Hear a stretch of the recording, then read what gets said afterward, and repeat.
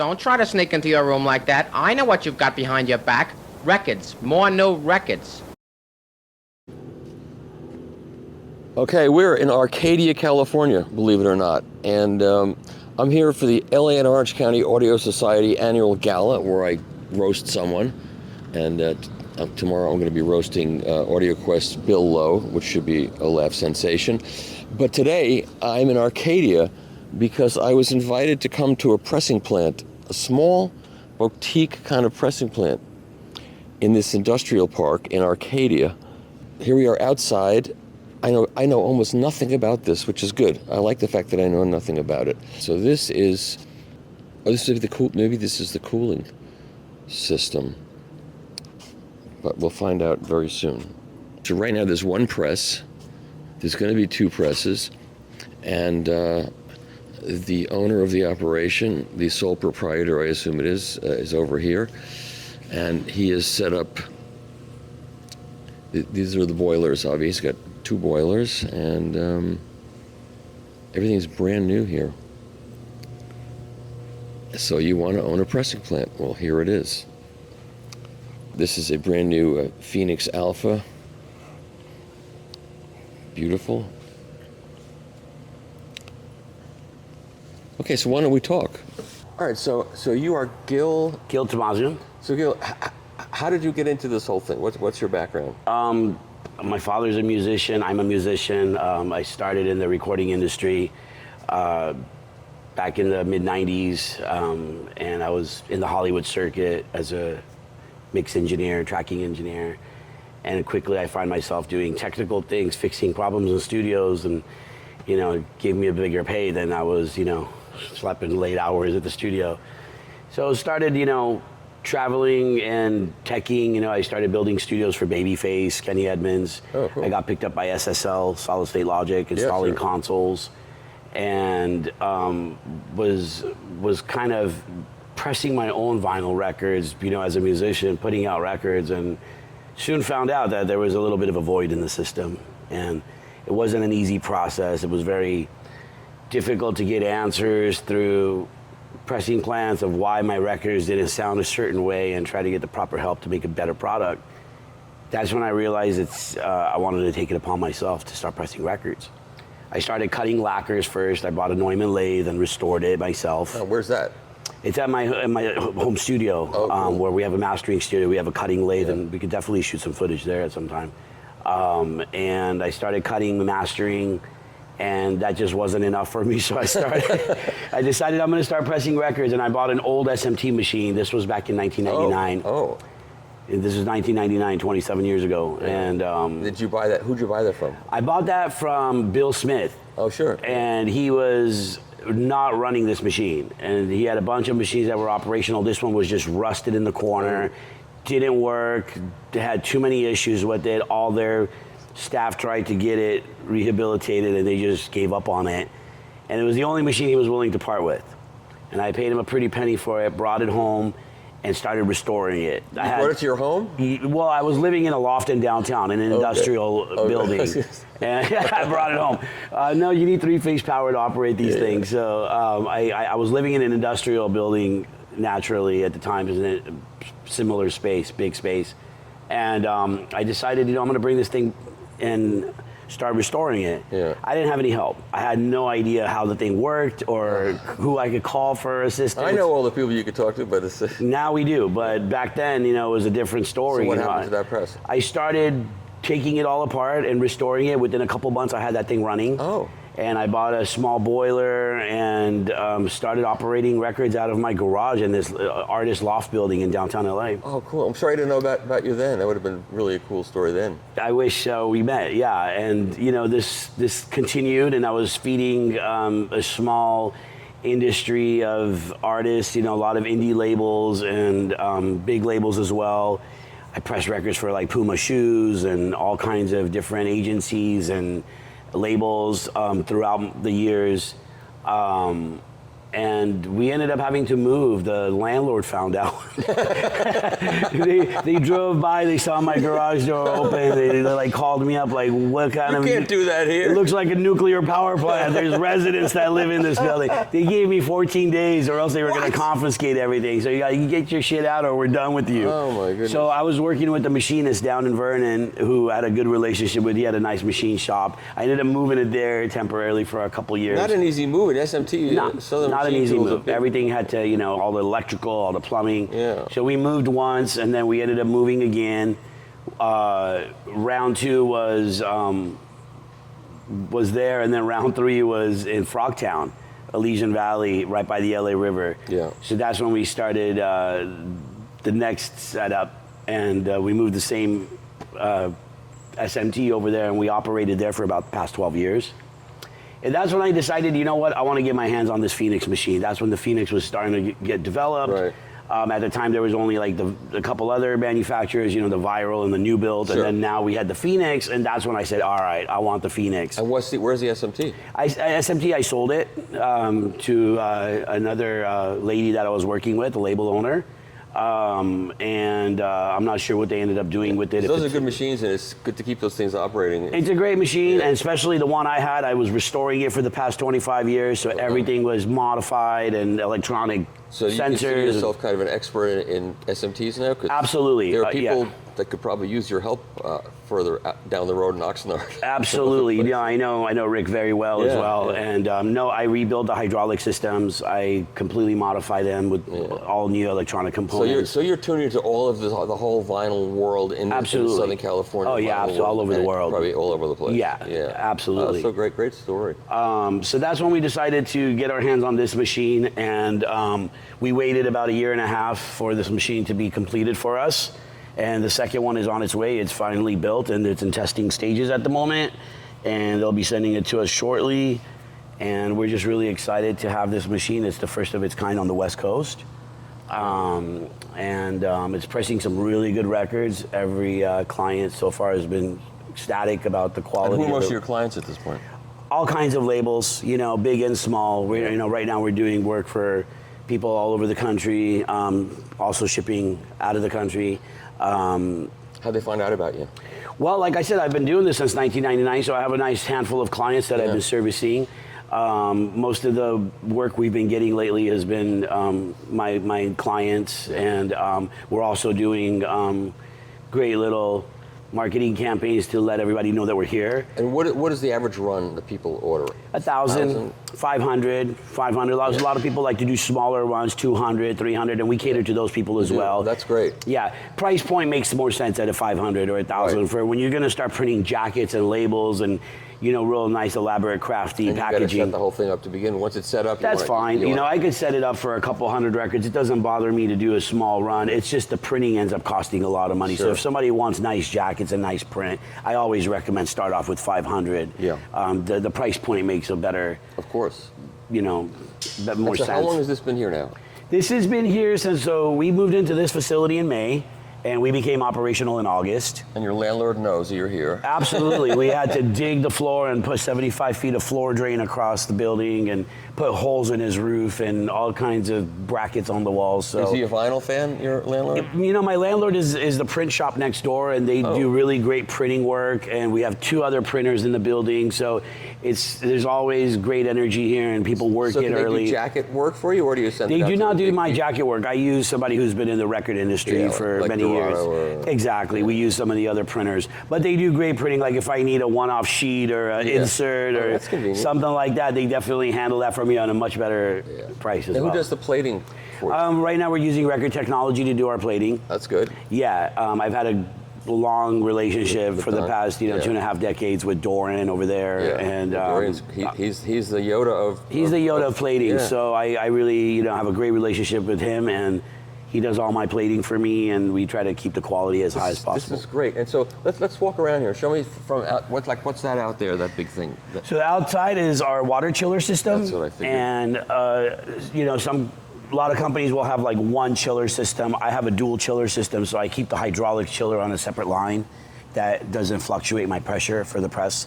So I have 2 chillers. I have one for the record that cools down the record, That's the big chiller. The big one? Okay. And then I have a small chiller. This is just to cool down the hydraulic system on the press. Oh. And this Costs is a lot of money. It's a lot of money. This is what we call a closed loop system. So unlike a water tower where you have water dripping and cooling, Right. this prevents any debris from getting inside your water. It's a closed system. It's basically a water refrigeration system. So This is as modern as record pressing can get at this point, I would suspect. And this just stays right here, or you roll it in and out? I roll it in and out every day. Holy- I like to keep it fresh. I don't want it to be exposed to the outside elements. I got it. So I like to, keep my muscles in shape. So I like to roll 2,000 pounds in and out of the facility every day. So it's a health benefit too. It's a health benefit too. Keeps my gym costs down a little bit. And it's kind of fun to keep it inside at night when it's raining and So it's not exposed to the elements. Is it like a yard sale day in this area? I see all the signs for yard sales. No, I did not see that. So I'm thinking, I think there are any records at these yard That's a sales? good question. I don't know. I'm tempted, but I have too much else to do. All right, so the name of this operation is? Onyx Record Press. ONY. ONYX, like the stone. Onyx Record Press. And we like black vinyl the best because it sounds the best. So we went with the name Onyx. And there's 4 of us partners. So that's why we like the 4-letter words. And what are the partners? Other businesses? Who are the people into this with? We're all musicians and artists. Cyrus, Searchai, Mo Espinoza. We're all musicians. We're all artists. They all have been producing music and writing music. It's a great little family. We have great partners. Oh, wonderful. Everybody brings their own touch and element to the business. I'm pretty much here every day operating this place, and we all get together once in a while and kind of go over everything. And, so it's none of my it's good business, but energy. can you make money at this? Not yet. Right now, we're still putting money into the business. Yeah. I mean, we have more machines coming, and we're expanding. We have a shrink wrap machine coming soon. So we're still at the stage of dumping money into it. But we are putting out good records. We're putting out good work, and that's the most important thing. Yeah. And because of the size, you can do boutique work for people that don't want to go to the big places and have to go through all that bureaucracy and wait time. You could probably churn stuff out pretty good. Yeah, for example, Record Technology has 1,000 record minimum. Yeah. We don't require somebody to do 1,000 records to get their records done here. We like to cater to the little guys as well. Some of the other plants in Los Angeles, they have a 1.5 year wait time still. Wow. We have a 6-week turnaround time, 6 to 8 weeks. We're So delivering. how does someone contact you? They go to onyxrecordpress.com and they could find all our information there. And they could call me up and we could show them the ropes and how to get their project started super easy. So show me around what's going on starting from here. So again, we have the water chillers outside and we have some additional pumps to create additional pressure. This is the air compressor system for all our pneumatics and moving parts. And then we have the boiler system, obviously. This is the steam that is the heat source that melts the vinyl. Sure. So steam is an efficient way to create quick heat and power. So who installed these for you? Actually, I've been working with an installer, Lewis, who's been doing my installs for the past 27 years. Wow. But this is the 3rd or 4th time Lewis has been installing for me. And I have a really close relationship with him. It's been very helpful to... And these boilers come from they're also used for other things than just this. Yeah, absolutely. They're used in the medical industry. They're used in the food industry. Parker boilers are really well known. It's, super efficient, streamlined boilers that are easy to maintain. They have it's called a bent tube system. I've also used the Scotch Marine system. I like the bent tube system. You really invested in all of this technology. Yeah, what's we back have here? a really nice water softener systems to treat our water before it hits the boilers. That way it maintains boiler life, expectancy. And then over here we have an oven that bakes the labels. So although the labels are dry to the touch, they still have moisture inside them from the ink. And we have to bake them for an extended period of time at a certain temperature to ensure that all this ink is completely dry. So when you press a record with that kind of heat and pressure, it doesn't stick to the metal. Any little bit that's left that I didn't properly bake will show the results real fast by sticking to the metal. Sure. And what's in that tank right there? That's our hydraulic fluid. This is the hydraulic fluid that goes inside the pressing machine, and although I filled up the tank pretty well, I have a little bit left in there, so if I ever need, I have some more hydraulic fluid. That's nitrogen. Nitrogen also goes in the pressing machine for the accumulators. Yep. We use 3,000 pounds of nitrogen pressure. Now, all of this has to be approved by the states or the EPA, whatever the states. Yeah, so how difficult was that? It was, a little bit of, we got permits for the boilers. That was the most complicated thing. You know what to do. You know, going in, we already knew. Yeah, we have. So there were no oops. It's like, oh no, I didn't do that. And right, absolutely. Like I said, we had to put the floor drain in. We had to bring the proper electrical system. What are these? This is like vinyl art, vinyl art that I make. In the beginning of a pressing cycle, the vinyl that's been sitting in the machine has to get purged. Yeah. So it basically is trash. Oh. I have 15 seconds to mold it into something before it, burns my hands and dries up. So I have like all these cute little art pieces that I do for my friends. Oh, great. And I give them away. And people really like it. With a heart on top. With a heart on top. We put some love into it. And, so, these are the canisters. I'll be putting the labels in here. And here's some labels that I pressed last week. So the labels go into this, and this goes into the... It goes into the machine, yeah. So we'll be filling that up shortly here. Here's a record we did out of Coke bottle clear. You can see it's untrimmed still. So that flashing on the outside is what gets trimmed.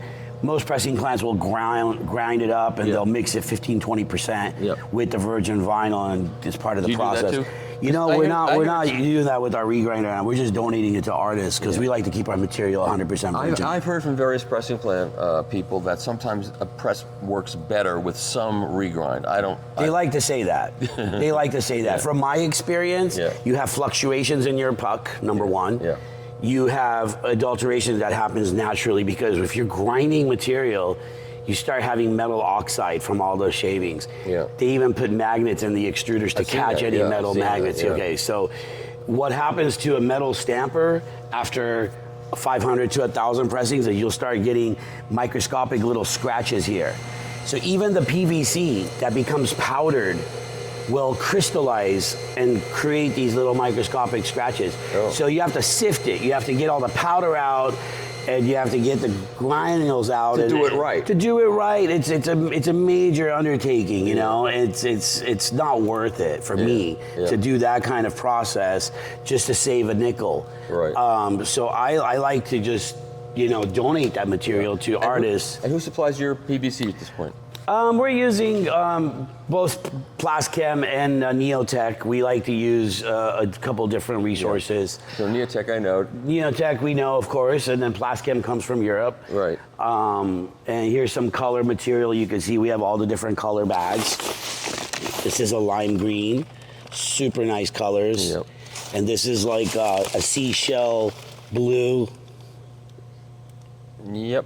And then we have some glow-in-the-dark colors now available to us. We have all different shades of material that is available to us now. We did some purple records yesterday. We did some blue records.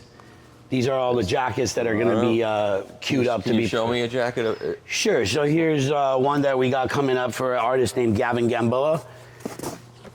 We'll be pressing that next week. Could see that jacket. Cool. And then here's another one over here called Jurassic Shark. Jurassic Shark. Jurassic Shark.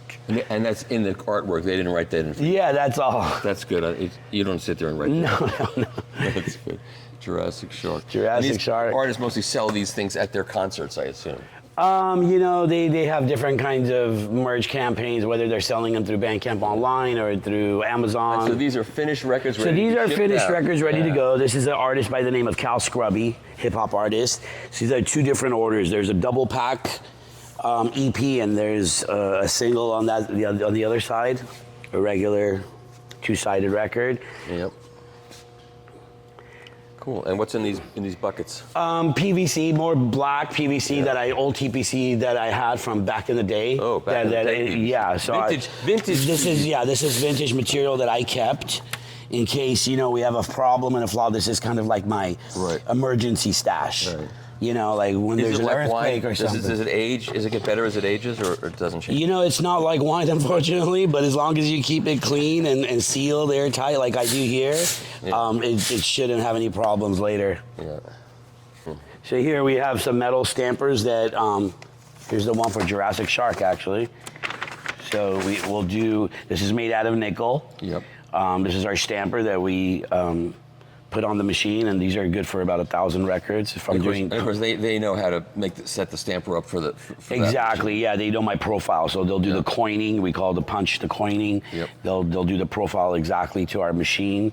My SMT required a different shape, and this one's obviously a different shape. And where do you store these metal parts? We have a storage in the office that once I'm done with the test pressings and the projects I'm pressing, I'll store them in the office. So here's some rejects that I pulled aside. You know, we do the packaging and anything that has like an off-center label or something like this. That doesn't happen too often. Oh, it happens. You know, it doesn't happen too often, but it happens. You know, during the packaging process, I might have like 1 out of every 20 that might have some little nick or scratch or whatever, and I'll pull it out. And you know, these we try to. Obviously, we're going to try to figure out a way to save the material, so I just can't get myself to throw them away yet. Yeah, I got it. Gotcha. And these are aluminum spacers. We use them to put between every 10 records to keep everything super flat while it's curing. And obviously, you know what this is. It's a lacquer disc. Yep.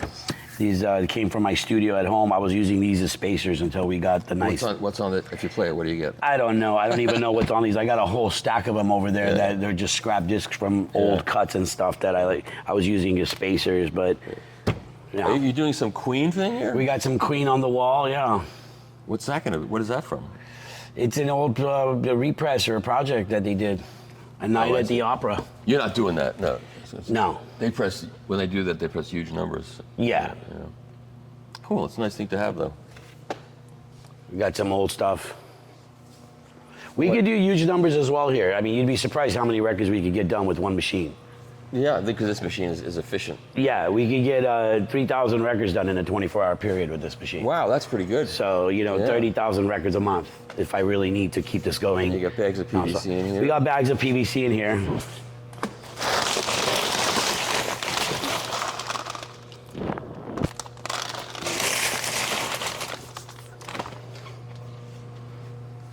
So we can press a record? Yeah, so I'm going to go ahead and put on some stampers right now. All right. Yeah, the whole story about how this guy brought this company back from nothing is just a great story. The Tulex Alpha Phoenix Alpha story. Yeah, Niklas Plobens, you know, the guy over at... I've been keeping in touch with him quite a bit over the years. And you know how that whole thing started with people in Japan who had the old Tulex Alphas and wanted parts for it? And they found him somehow on the internet. And then he tried to find the guy who had the blueprints, the guy that actually designed the original Tulex Alpha, and he found that, as I remember it, he found that guy, and they got the part. They were able to start manufacturing small parts, not thinking this was ever going to turn into a business. Right. And then, as this violent resurgence happened, they started up again, and they figured they could redo this and modernize. Isn't that amazing? And what a great job they did. Yeah, absolutely. To actually... I've seen these. I saw these in the Netherlands. I've seen these in Nashville. I've seen these all over the place. It's great. Yeah, he did. He really did a good job of bringing back the Tulex in such a great light. I mean, it's of course the original Tulexes are very difficult to run. Most people are abandoning those because they're old and they don't. Yeah, you don't see too many of them in the country. No. Definitely not. They're made for the European market, and a bunch were brought here, and with very bad results. And then when they ended up going back. Yeah, I mean, QRP had a bunch of them. They sent them to Poland. Yeah, and they had them in. I almost bought those machines. The green ones for QRV. Yeah, I bet you could have got him going. It would take. He actually, Chad restored him pretty well. Yeah. And I was talking to him for a while. I was thinking about purchasing them, and by the time I came around to doing it, he ended up selling them to a company in Poland. Yeah. They ended up selling. He had 4 of those machines. I really wanted to get my hands on those Tulexes, but you know what? I'm glad we got this one instead. You can't beat the There were a bunch of them Phoenix. in Virginia at Furnace for a while. They started up with those. Yeah, they ended up sending them to Europe to get restored. Yeah, and then Those came from Mexico. yeah, I know that whole story. Yeah, we don't talk about that stuff. Yeah, I know the guy who his father, Marco in Mexico City. His father basically sold those to Furnace, and Furnace tried really hard to get those things going, and ended up having to send them to Europe to get refurbished and sent back. It didn't work out anyway. They're not there anymore. They're not there anymore at all? No. So what are they pressing with, Phoenixes? They got these. Yeah, that's the way to go. Yeah, and they had virals, I think, too, and they sold those off. They wanted to have one. There's a video I shot there. You could on my YouTube channel. Okay. You can see. Okay, yeah. Yeah, you might be interested in seeing. I may have seen your video already. What's sad is that they had all the infrastructure built for those machines, and so all these throwdown, whatever they call them, all the lines coming down are all there, but they're not going to use them anymore. So it's all this. Isn't that amazing? So now You find people that do need help in the industry. Some techie mechanic that they can't get machines going. Yeah, it sounds like. Let me know. I am the man when it comes to fixing and restoring and getting these things hot rodded. Cool. Even this machine here, Phoenix is talking to me now about implementing something that I've implemented into this machine. I put all these different sensors, as you could see, those transmitters inside the pipes and here and whatnot. And what I have it all coming to this. Oh, that's interesting. This laptop over here. And what it's doing is it's graphing all my temperatures, because the way they had this machine is, I was pretty much flying blind. Oh, that's interesting, because that's something a lot of they're modifying a lot of the SMTs and all the old school machines all have new. So I'm surprised that the new machines don't. I was really surprised talking to Phoenix. I said, hey, it'd be really nice if I could see, because the way I was pressing before on my SMTs, I did that. I modified these gauges where I could see exactly what temperature my pressing machine is closing at. Yep. And what temperature it's maxing out at, what temperature it opens at, how low it gets. I like to hit these sweet spots. Yeah. I know exactly, for me to press a perfect record, where these sweet spots are. Yeah. And certain days when I'm pressing records, the temperature outside makes the slightest little difference. My boilers are operating in a different fashion. The water chiller's operating in a different fashion. So the results are different. Yeah. And for me to hit these little sweet spots of when it closes, where it maxes out, when it opens, how low it gets, these 4 different points, I need really nice instruments to be able to monitor that and modify the temperatures. That's the art of this whole thing. That's the art of this whole, what we call ourselves molders. Yeah. And to be properly molding, you need to know those temperatures and hit them on point, or else your records are not going to be the same. And so you literally could design a kit with all the parts you need, and you could go to all the. I could go to the different plants that have this machine that don't have that, implement this and sell them these kits. That would be a really good business. So Phoenix said, hey, we might want you to fly here and help us kind of implement this on the next generation of presses. They wanted. Then they make the money, and you don't make them. You should make the money. Yeah, we just like to help each other out. More than anything. It's not. Sometimes it's not even about the money. It's about just keeping the industry going properly. Yeah, but that's great. But yeah, money definitely does help. Yeah, sure, absolutely does help. And it would be good if you had a kit that you. Yeah, it's we're in the talks. We're talking about it, and it's definitely going to happen. And their new generation of presses coming out are going to include it. So. Oh, cool. So it's one unit up there, monitoring it. Yeah. You don't want to show it? You want me to cut that out? Yeah. Oh, okay. I'll block it out. I've got good editing software now. I can put a fuzz thing on there. You won't see it. Different transmitters that send information from all different parts of the press to a central receiver over there, and the receiver pretty much sends the data to a laptop, and the laptop will graph all my temperatures. Oh, that's central receiver right there. Yeah. Above that, which is, I can't see what it is. We're not going to see what it is. Yeah, so the laptop, it sends the information. It's a wireless device that'll send the information to a laptop. How long have you been here now? Since May. Since May? Yeah, we got the keys in May, and we were operational by August. Oh, that's pretty good. Pretty quick.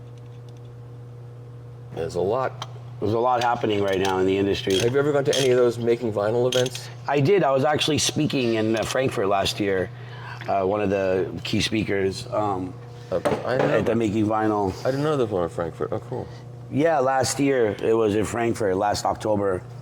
I was talking about what kind of flaws and issues we're experiencing with modern day plants, and where these problems are coming from and how to kind of remedy and resolve them.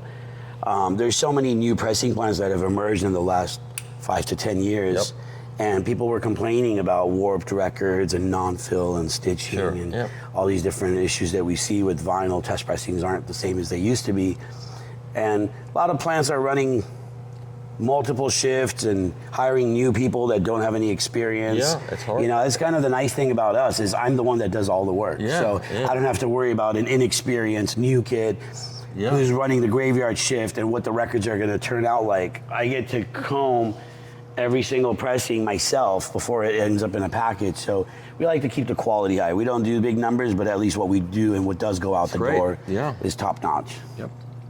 What's in? Is that alcohol in there? This is isopropyl alcohol, yeah.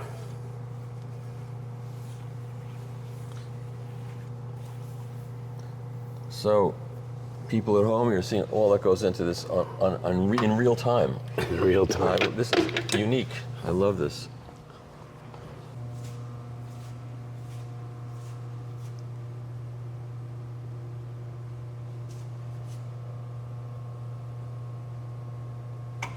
Okay. We're going to load some labels in the machine. Although we have printed labels for this project, I'm going to start off with some white labels in the beginning just to make sure everything is good, and then I'll switch it to the printed labels and make sure that those aren't sticking and they're baked enough. So how many are you going to press with white labels? Just like, 5 or 10. Oh, okay. Just so make sure that, you get some good footage and everything's working, and then I'll switch it over to the actual labels and make sure. Sometimes we don't know if they're baked enough. Yeah. And I don't want that to happen on the first pressing when you're trying to roll some footage. No. Sometimes I don't know whether I'm baked or not. That's a different question.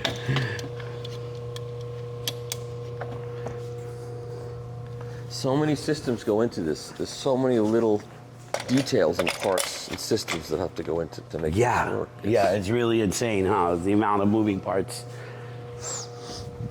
And, even though we're doing something on such a smaller scale than some of the pressing plants you visited before, all the same elements go into it. It's doing something on a smaller scale is even harder than doing things. You don't have all these spare parts and the materials and things that some of the other plants have, like another machine. If this one goes down, we don't have another machine. I got to start fixing this machine. Water pump. Okay, we're seeing action, ladies and gentlemen. Mostly gentlemen. I'm a realist. So how long does it take? You come in the morning and you get everything ready to go, and then you start. How long does it take to get everything fired? As you can see, about half an hour or so. Get your music on vinyl. Onyx. The extruder is part of what is supplied by Phoenix Alpha, right? Yeah, the extruder is all one piece with the machine. Yeah. So you have the 3 components: the hydraulic system, the extruder, and the press. Yep. Okay, we got our labels in there. What's this big yellow button? Is it the emergency stop button? It's an emergency stop button. I have one on each side. Okay. So, if your arm gets caught in the press, you can reach around. Stop. You ever start it up and forget something? Oops, I forgot to put the bucket under the... It happens. It happens. Over the years, you tend to get into a routine and double check everything. Yeah. Something I always, try to do is go through a checklist mentally as I'm starting up. Did I turn on the vacuum? Did I turn on the air? Yeah. Is it warm enough? If you don't warm up the extruder enough, you could blow the nose right off the nozzle. It's a very costly mistake. You don't want to do that. It's about $4,000 for one of those things? Yeah, something like that. So you don't want to, make errors like that. So you really have to go through like an extensive mental check. It's like a flight checklist. You go take off an airplane before checking all the things. So. I heard at one pressing plant they were having a problem with the extruder, with the screw, that it was wearing out because it was made in China, and they were having trouble with their metallurgy or something. Have you had any issues with that? No, we on my SMT. Luckily, I took the screw out of the extruder 2 times. We would warm it up and then hammer it out from the back, and you have a 4.5 foot screw that comes out. Yeah. And if there's any debris that's been caked onto the worm, to the screw, you chisel it off and shine it up, make sure that it's all chromed. It's like car maintenance. Absolutely. Transmission goes bad after a few years. You have to make sure if it needs to be rebuilt. All right, I'm hearing noises. I see a little orange light someplace. Yeah. Under there. So the first time you fired this up must have been really exciting. It was exciting and stressful all at the same time. And what is the green and red light up? I know a lot. You don't need the red one comes on when we have problems. Oh, I see. If the machine is shutting down, it has like a flaw somewhere. Yeah. It'll fire. How close are we? Yeah.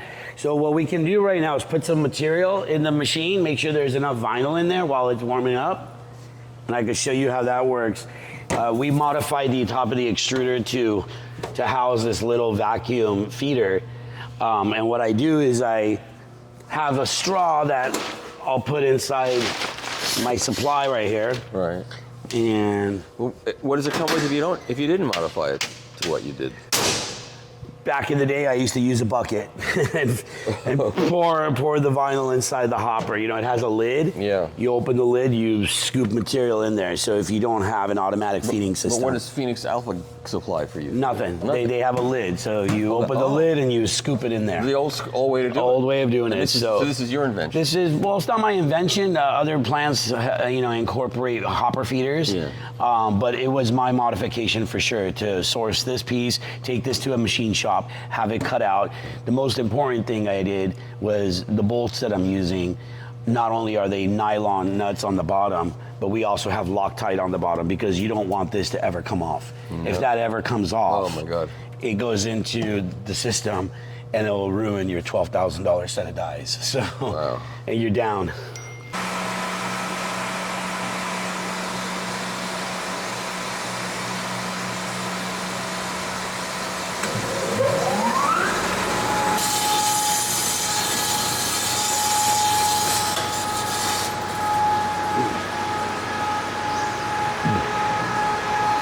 Put some material in the machine.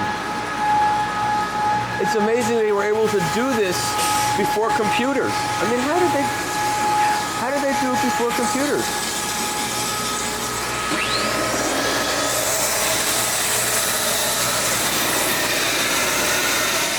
There goes your PVC.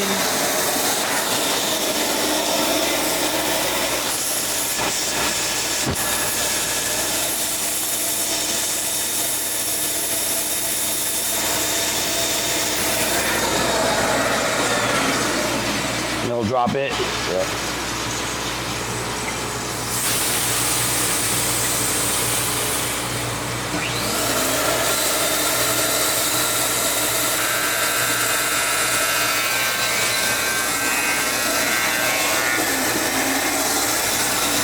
I hope you're enjoying this at home because I am really enjoying watching this happen from startup time. Normally we don't get to see a press start from the beginning, and we normally don't get to see a single press operating like this. So it's really kind of fun. If this is your kind of fun, if it's not your kind of fun, I can't help you. Don't be here. Don't comment. Oh, you wasted 2 hours of my time. I hate those comments. Maybe you can edit some of this to make it quicker. Well, of course I'll edit some of it, but.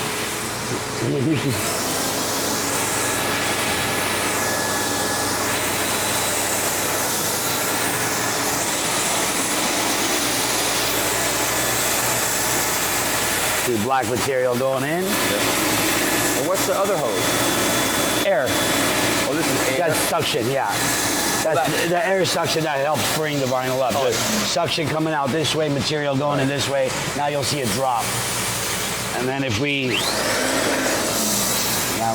look inside of here, You can see the material down up in there. I think you got 2 colors going in there, looks like.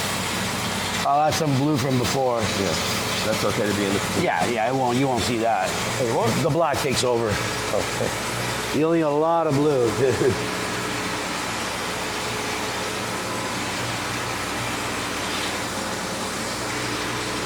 Yeah, this is almost ready. A few more minutes. Okay. And we'll fire it up. Will it just start by itself, or are you going to give me a warning or something? I'll give you a warning. Okay, I'll set. We're ready for the next press. It's coming very shortly, and there's all the infrastructure up there ready for the next press.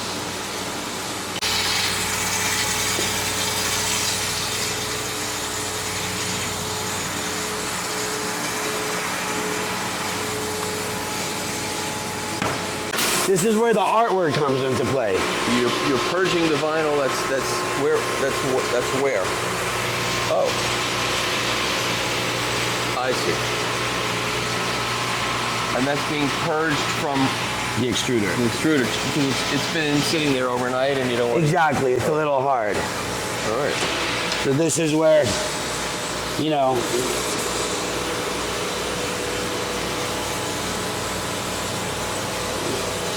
there you have it. How much time do you have before it's hard? It's burning my hands. We don't want that.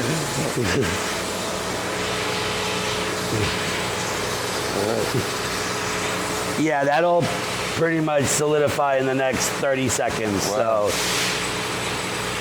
it's getting hard quick.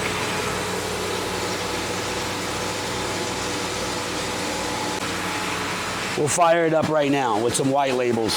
Okay, we're doing white labels. Let's not waste any good labels in case there's a problem. So you see this a top label and a bottom label. And Okay, we're ready to go. okay.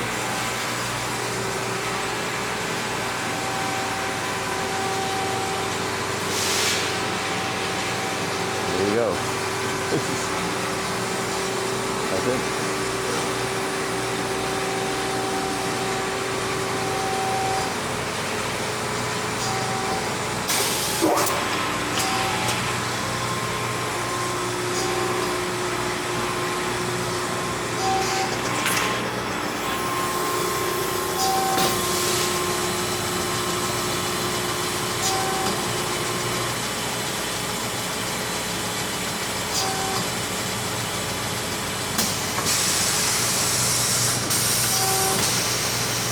There's your puck.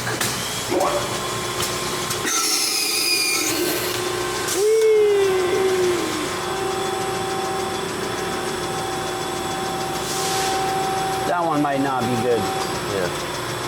Needs to come out a little bit more, warming up still. Now we're good. Come on over here. Looks good.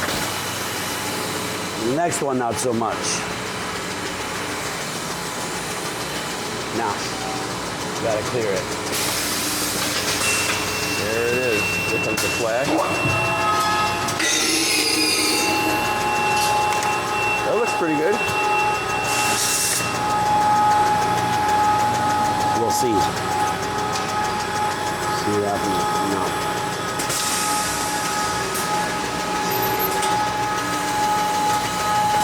Next one doesn't look good. That one does. It didn't land right. Yeah. Gonna have to reset it. Yeah.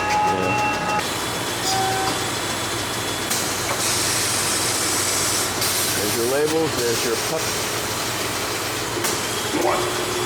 There we go. Much better. That looks good.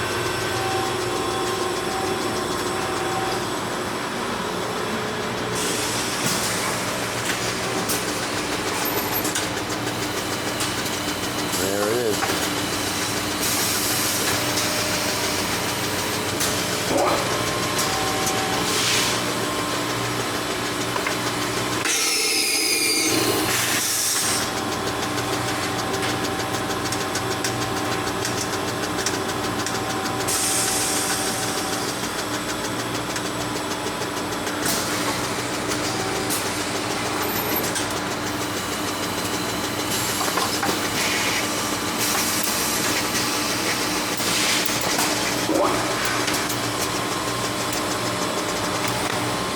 Now we're going, baby. Now we're going. Now we're going.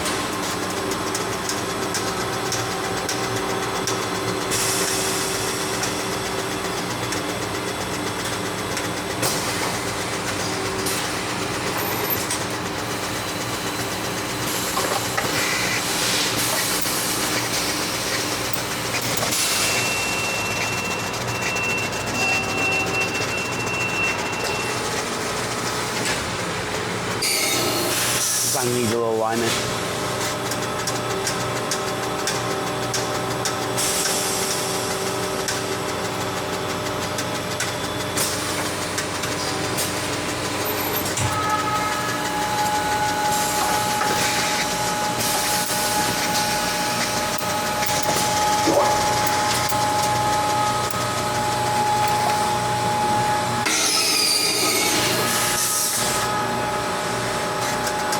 Now, if you don't pull that thing out, it doesn't. It does.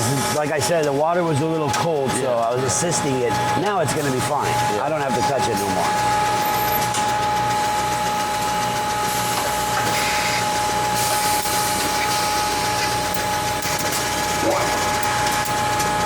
Once it gets going, it gets in its groove. Yep, we all do.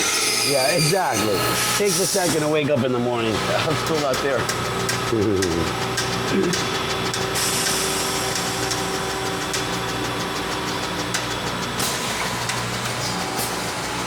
Now I understand why you didn't put the real labels in the beginning. I'll put them in now. Yeah.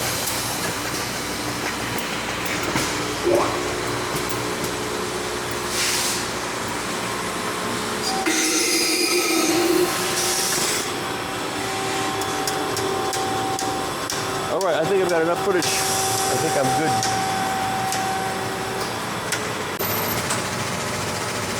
All right, first one with a black label, with a black sleeve. Let's see if it works. Yeah. Good. One's good. Yeah. B in there. Why is it? There's a B floating around there.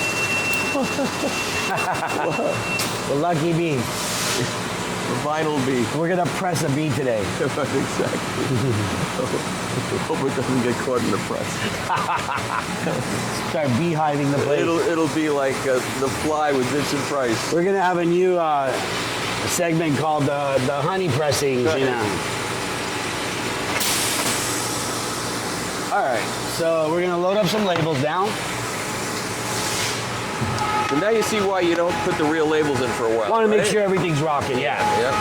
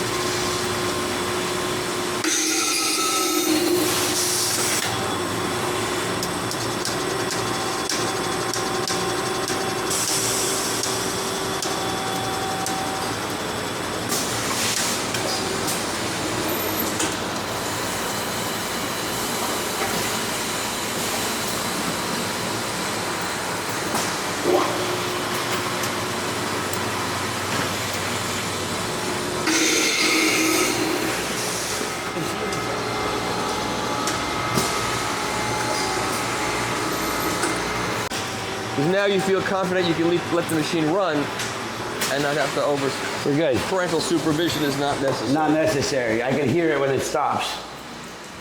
So you don't want to tell me how much you've invested in this whole thing, do you? We're pretty close to $1 million. I can imagine. Yeah. So we have a conference room over here. We have some offices.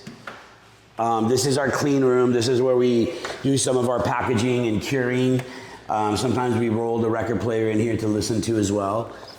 And, Good idea to have that. yeah, nice clean room. And this is my office.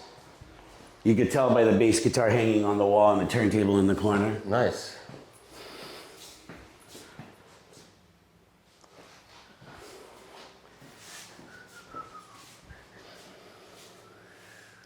And then we have some more offices up here.